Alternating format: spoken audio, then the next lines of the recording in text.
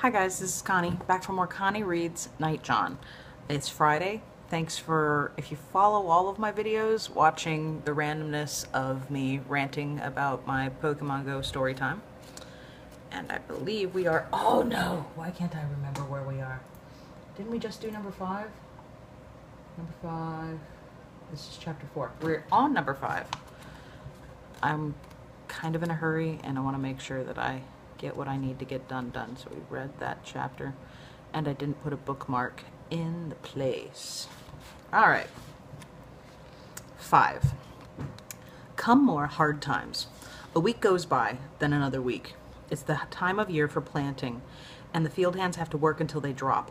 Waller whips them past that, and they get so tired they don't know up from down. But John works with me.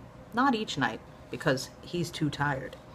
Some of them, to work in the fields, can't even walk back. Have to be carried by others. But some nights, he works with me.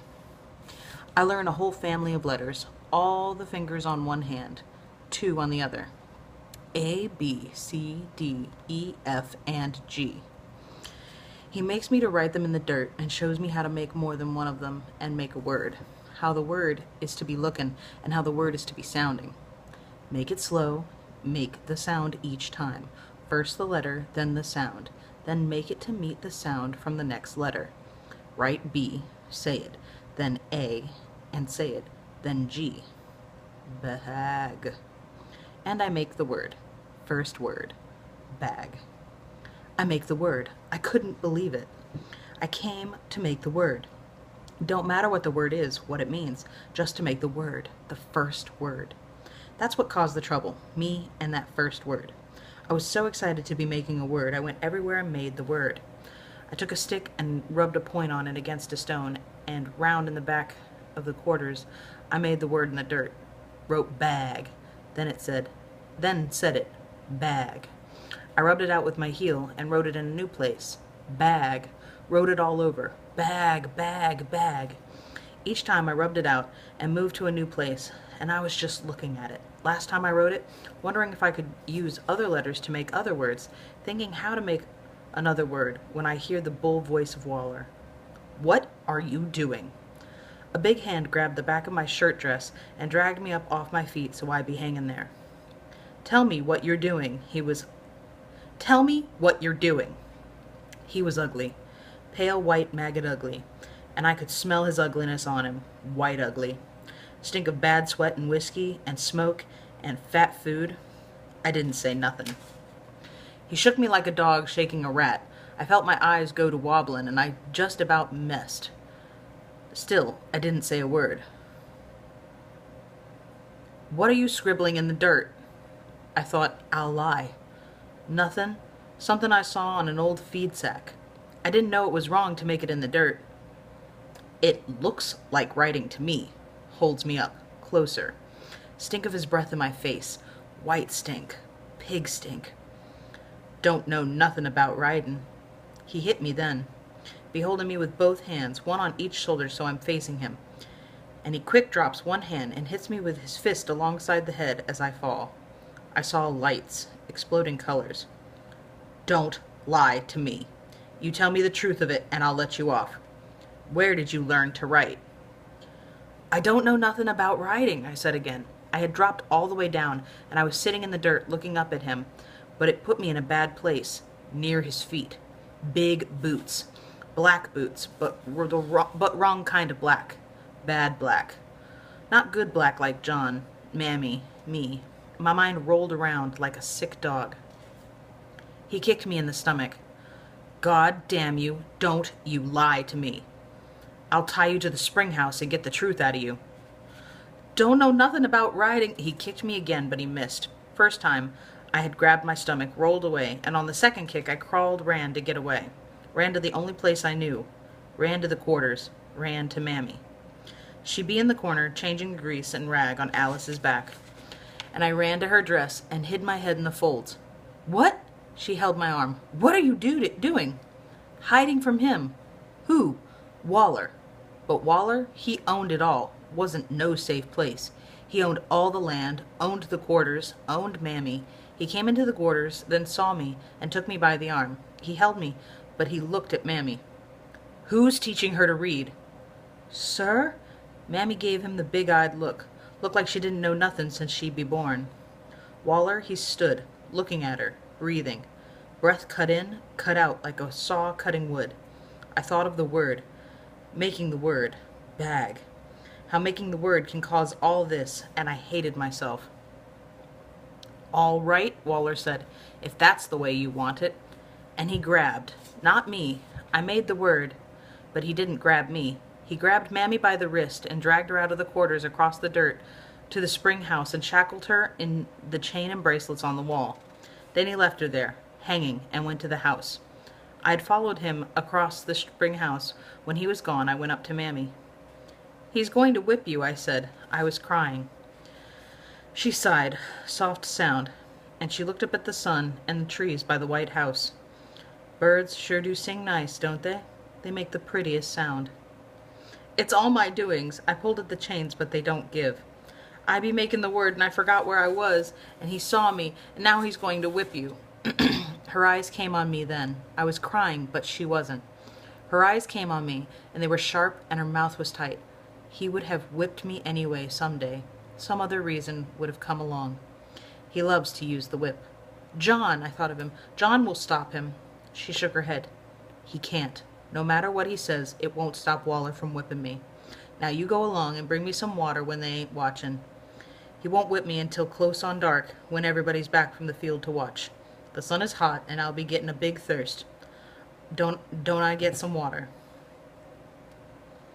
I snuck my Mammy water through the afternoon, and she hung there. Way the chains and bracelets were, she couldn't reach down to sit, so she had to stand.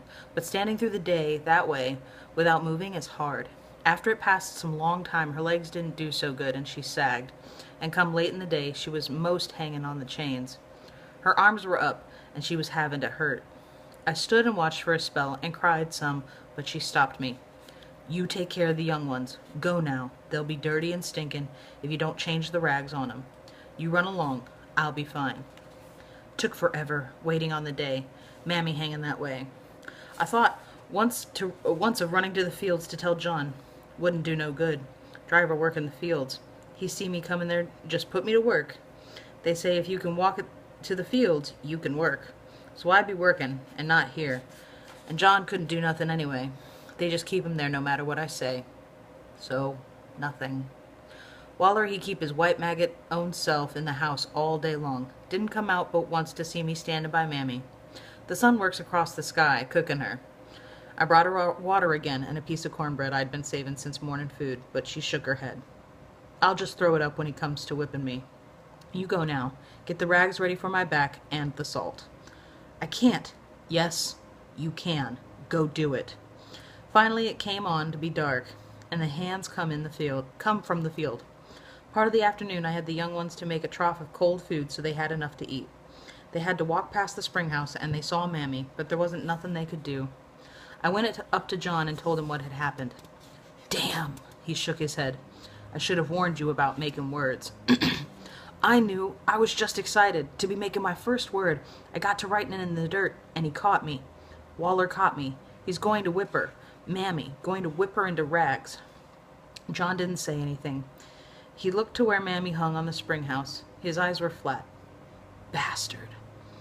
I was going to say more. Say, "Can you stop it? Can you say something?" But I heard the door on the white house open, and Waller came out. He made gas and spit like he just ate a big meal and walked across the yard. Stopped. "All of you get out here and watch." He bellowed like an old bull, then turned. Didn't go to the spring house. Didn't have a whip. Instead, he went to the barn and went inside. Came out in a breath or two, and he was carrying a horse harness. He went to the buggy by the carriage shed and hooked the harness like he had a horse on it, except it was empty. Then he went back to the spring house, looked at Mammy. "You going to tell me who's teaching them to read?" Mammy been hanging there, but she stood now and gave him the big eye again. "I don't know nothing about reading or riding." "God damn you!" He hit her with his fist. Then he unhooked her from the chains and ripped her clothes off from her body and dragged her naked to the harness. "Put it on. I feel like a ride in the buggy." Mammy put the collar around her neck with the lines going back to the buggy. stood there, looking up at the sky. I couldn't keep my eyes down, but the men did. They didn't look at her, looked at the ground. Waller climbed into the buggy and sat in the seat. He reached under the footboard and came up with a whip. Pull, damn you! The whip snaked out from the buggy seat like it was alive and flicked, and blood came on Mammy's shoulder. Big cut. She started pulling, but it wasn't good enough. She strained and heaved, and the wagon, it moved, and Waller kept saying, "Faster, damn it, faster!" And the whip come again and again. Blood running down her back, the buggy moving across the yard, and I hear, in back of me, "She don't know nothing. It was me. I taught that girl the letters." Oh, she don't know nothing. It was me that taught the girl the letters. I turned, and John was standing there. He had stepped forward, and he pointed to Mammy. "Let her be. She don't know nothing about it. It was all me." Waller looked at him the way a cat looks at a mouse caught in a corner. He smiled. Ugly smile. "Well, I might have guessed." He stepped down from the buggy and moved to John. "Why don't you just go over there and put yourself in those irons on the spring house wall?" I thought John wasn't going to do it. He held for 2 blinks of my eyes. Waller had the whip in his left hand, coiled but ready. His right hand was on the butt of the big pistol in his belt. 2 blinks, then John moved. He walked to the spring house and put the bracelets on. He wasn't wearing a shirt, and when he turned his back, the sun caught the scars from the old whippings, rippled and rigid. There's nowhere for the whip to hit, I thought. Can't hit nothing new. No new meat. Stupid, the way my mind thinking worked. But Waller, he wasn't set for whipping. He made one of the field hands to fetch the stump used for chopping the heads off chickens. Sent another hand to the blacksmith lean for a wide chisel and a hammer. Then he turned to us, all standing, watching. I had moved to Mammy, but she shook her head, stood. "It is wrong to learn to read," Waller's voice loud, bouncing off the buildings. "It is against the law for you to read. To know letters, to know any counting is wrong. Punishment, according to the law, is removal of an extremity." We don't know all the words, never heard extremity before, but we don't need to know. Waller had 2 field hands to hold one of John's feet on the block. He put the chisel to the middle toe and swung the hammer. Thunk. The toe came clean off, jumped away from the chisel, and fell in the dirt, blood squirting out all over the block. John, he jerked the foot so hard it knocked one of the field hands over. But quiet, not even a grunt out of him. He didn't look down either, just kept staring off into the fields next to the spring house. Other foot, Waller spit and wiped the chisel off on the stump. The 2 field hands grabbed John's left leg. The one next to the wall of the spring house, his name was Robe. He'd take it slow. Doesn't move fast, so you could see it was bothering him, and Waller snaps like a breaking stick. "It can be your toe, too. It doesn't cost more to cut another one off." So Robe, he puts John's foot up there, and Waller puts the chisel on it. Thunk. This time was not so clean. The foot jerks back, and the toe is caught by some skin the chisel missed. "Hold it up, damn it." They hold the foot to the block. John, he's still not making any sounds, but his face is stiff, like it's carved out of rock, and there's sweat pouring off his forehead, his neck, down his chest. He's soaked. Waller cuts the last bit of skin. "There. That'll teach you to mess with things you shouldn't. Get a rag and some grease on that."